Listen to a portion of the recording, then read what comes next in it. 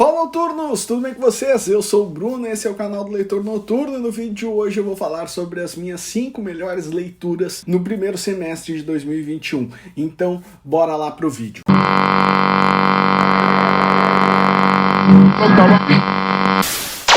Antes de mais nada, já deixe seu like no vídeo, se inscreva no nosso canal se você ainda não é inscrito e me diga quais foram as suas melhores leituras no começo de 2021 aqui nos comentários. Estou aguardando para debater com vocês, para julgar vocês pelas suas melhores leituras, assim como vocês vão me julgar pelas minhas. Esse nosso vídeo já é algo bem corriqueiro, né? Já é uma tradição nossa aqui eu fazer a cada semestre o meu apanhado de 5 melhores livros e depois no começo do ano seguinte falar quais foram os 5 melhores do ano inteiro. Então acabou de virar junho para julho, encerrei as minhas leituras. No total até julho eu li 105 livros nesse primeiro semestre, então estou escolhendo 5 leituras dentre dessas 105, ficaram exatamente 100 leituras fora dessa nossa lista. Não foi um ano assim que eu li muitas maravilhas, tá? É um ano que foi bem difícil de escolher as 5 melhores ali. Eu normalmente classifico as leituras que eu favoritei com 6 estrelas. Quem me acompanha lá no Instagram já tá acostumado com isso. Foram poucos livros que foram classificados com 6 estrelas. Normalmente eu tinha 1 livro, 2 livros por mês que eu conseguia classificar assim, e esse ano tá tendo meses que eu não classifico nenhuma leitura com 6 estrelas. Então, dentre essas leituras que eu classifiquei com 6 estrelas no primeiro semestre, eu fiz o apanhado e tô trazendo aqui para vocês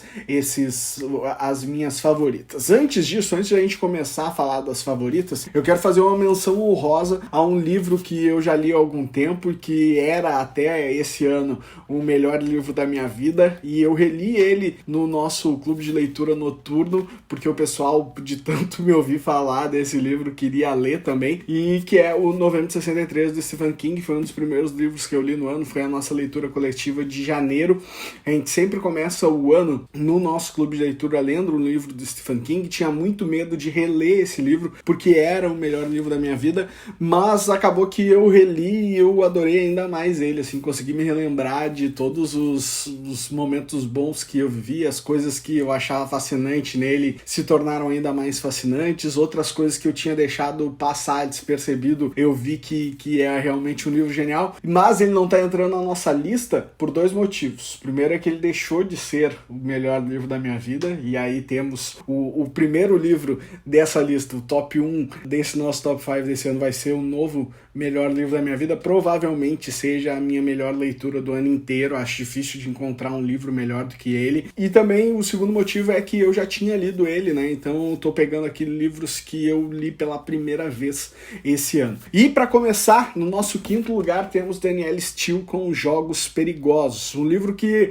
essa escritora mundialmente famosa, uma best-seller internacional, ela sai do seu lugar comum e vai fazer um thriller político. Eu gosto muito dessas questões políticas. A Casa Branca, no enredo desse livro, tá passando por perigos, tá entre um ataque terrorista lá, pode acontecer alguma coisa, e a jornalista, a personagem principal da história, que é a Alexis, vai tentar intervir nisso e vai passar por muitos perigos e tudo mais. Então foi um livro que eu gostei muito, foi uma das minhas primeiras leituras do ano também, e ele é um livro que acho que eu gostei tanto dele por ver a Danielle Steel, que é uma escritora que a minha mãe lê, que eu lia quando eu era criança, quando eu era adolescente, e que ela tá saindo do lugar comum dela, lançando um livro completamente diferente de tudo que ela já tinha feito. Então fica aí no nosso top 5. O nosso 4º lugar vai para a autobiografia de um escravo do Frederick Douglass. É um livro que fala muito sobre racismo, sobre um cara que ajudou as leis americanas, da Constituição americana, serem feitas, um homem negro super forte, e que ele escreve o livro, ele conta a história, um cara que foi escravo, que conseguiu sair disso, conseguiu fugir, que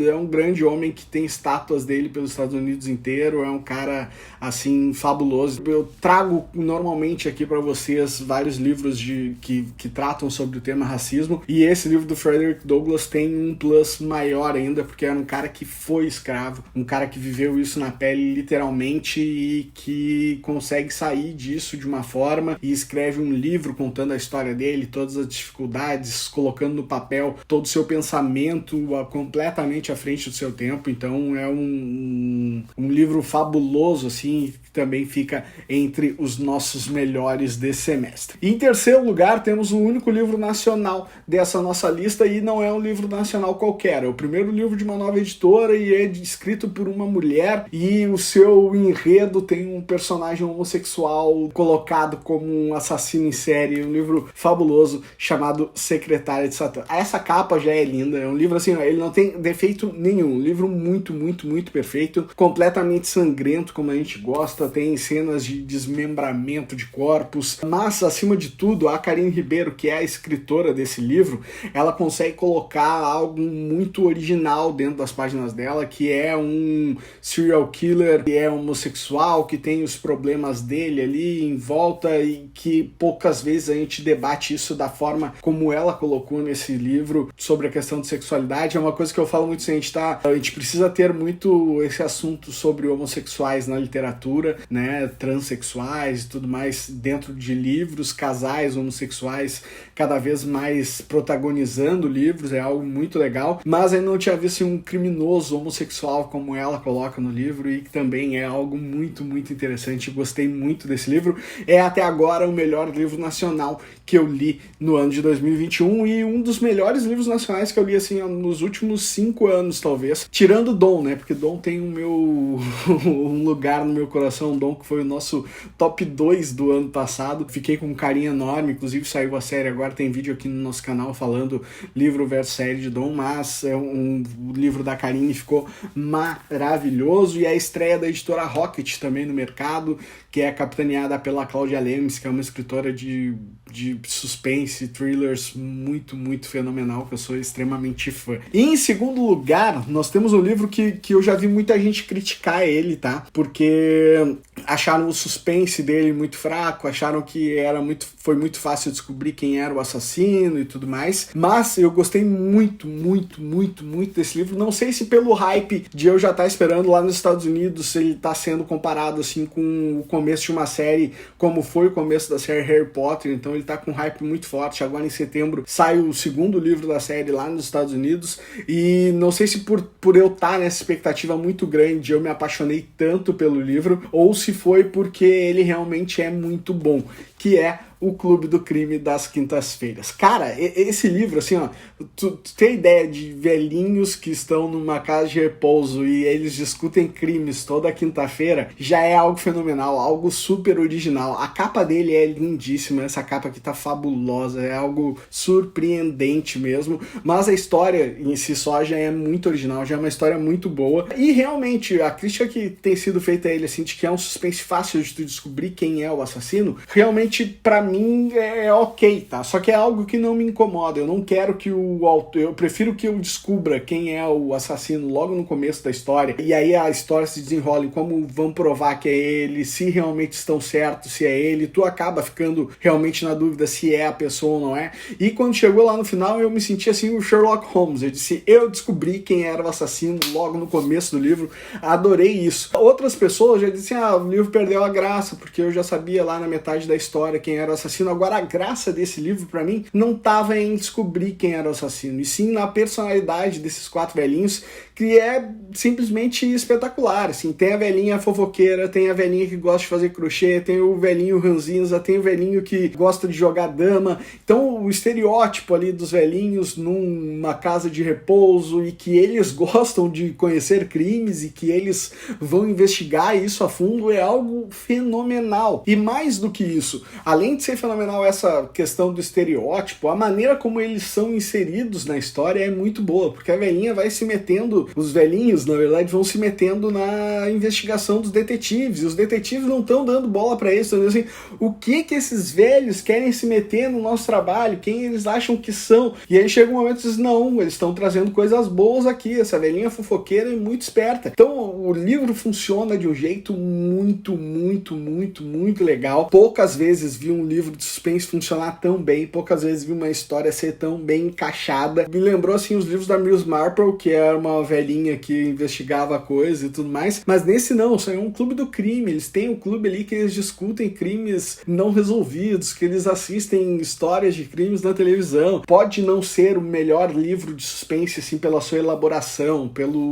pela forma como o mistério acontece. Gostei muito das investigações, mas aceito que me digam que a investigação tem um ou outro furo, talvez, que não aconteceria daquela forma como aconteceu. Aceito isso, ok. Mas é um livro extremamente gostoso de ler. É um livro que qualquer pessoa que pegue esse thriller vai gostar da leitura que está fazendo. E isso é muito importante para mim na literatura. É mais importante do que você saber quem é ou quem não é, ou saber só lá no final quem é o verdadeiro assassino. Outra coisa que eu gostei muito desse livro, ele não te engana, tá? Ele, já cansei de ver livros assim que o autor vai te dando muitas pistas de que a pessoa X é a assassina, é a culpada do crime, e aí chega lá no final, ele muda a pessoa sem te dar uma explicação maior, sem te dar fazer tu acreditar que não era a pessoa que ele estava indicando a todo momento, simplesmente para te enganar. E ele não faz isso. O Richard Osman, que é o autor desse livro, segue a linha dele, vai escrevendo sem se preocupar nessas questões das pistas, e o livro é tão bom, é tão gostoso de ler, que essa questão de tu descobrir antes quem é o autor passa completamente despercebido pelo seu prazer na leitura. E o nosso top 1, que se tornou o top 1 da minha vida,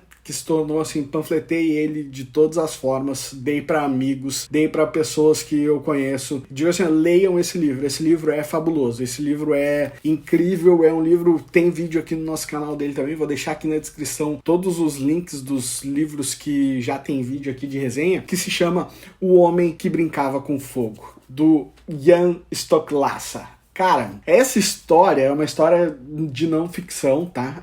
Vai contar sobre o assassinato do Olof Palme, que era o primeiro-ministro sueco na década de 80. Ele é assassinado saindo do cinema. Ele era um cara de esquerda no momento onde a extrema-direita tinha caído há poucos anos, ali há menos de 50 anos na Europa. Ainda existiam muitos movimentos de extrema-direita. Ele era muito odiado por pessoas de extrema-direita. E um cara que é jornalista, que é um cara fabuloso, resolve investigar essa história. O nome dele, Stieg Larsson. Sim, o Stieg Larsson da série Millennium resolve investigar a fundo, fazendo seu trabalho de jornalista investigativo essa história, vai colhendo depoimentos, cai de cabeça, vai procurando provas, vai criando quem para ele foi o verdadeiro assassino, e ele morre no meio disso. Com 54 anos, Stieg Larsson morre de um ataque fulminante do coração ainda nos anos 2000, e essa história fica parada. Param de investigar, param de batalhar, e ele tem os manuscritos lá todos na gavetinha dele. Então o Jan Stoklasa, um grande amigo dele, pega esses manuscritos e escreve esse livro que é fenomenal. Ele é perto do genial, assim. É Stieg Larsson, tem toda a questão de quem leu a série Millennium e gostou muito, a literatura dele é fabulosa, e é Stieg Larsson não só como um escritor de thriller, mas ele está investigando um thriller real, ele está investigando um mistério de verdade, ele está investigando uma história de não ficção. O livro é lançado mais de 10 anos depois da morte dele e ajuda a polícia, de certa forma, nas investigações dela, para mais de 30 anos depois dizer quem foi o verdadeiro assassino de Olof Palme. Foi algo que aconteceu no ano de 2019, eles disseram quem foi o verdadeiro assassino para eles encerrar a investigação. O Stieg também fala no seu livro assim, por que eles não poderiam encerrar a investigação, por que eles poderiam procurar um cara ali só para dizer que foi e acabar com isso. É um livro que fala muito sobre política, muito sobre polícia, muito sobre investigação, muito sobre cold cases. É assim, dificilmente na minha vida eu vou ler um livro tão completo como O Homem que Brincava com Fogo. E, meu Deus, eu me emociono de falar dele, assim, porque ele tem muitos aspectos que são fenomenais na história, né? Desde o escritor ter morrido antes de lançar o livro, antes de acabar com a investigação, um dos assassinatos mais importantes da história europeia, principalmente no final do... com certeza foi o assassinato mais chocante da década de 80, comparado ao assassinato do Kennedy, assim, né? É o assassinato do Kennedy na Europa. Cara, muito, muito bom. Se você ainda não leu O Homem que Brincava com Fogo, leia, por favor, leia. Depois vem me dizer aqui se você gostou ou não. É impossível não gostar desse livro. O livro é fabuloso. E para encerrar o nosso vídeo, vou trazer para vocês aqui a melhor graphic novel que eu li esse ano, tá? Que é outra graphic novel de um caso real que se chama Green River Killer. Vai contar a história do Gary Ridgway, que é o serial killer de Green River, lá em Seattle. Ele demorou também mais de 20 anos para ser preso. Tudo isso contado através de quadrinhos, através de ilustrações muito boas, de história, uma história incrível, assim, muito, muito, muito legal. Se você leu Meu Amigo Dahmer, que conta a história do Jeff Dahmer também em formato de graphic novel, você vai gostar de Green River Killer sem nenhuma dúvida. A edição da Dark Side está maravilhosa, a capa dura, é uma história muito bem contada através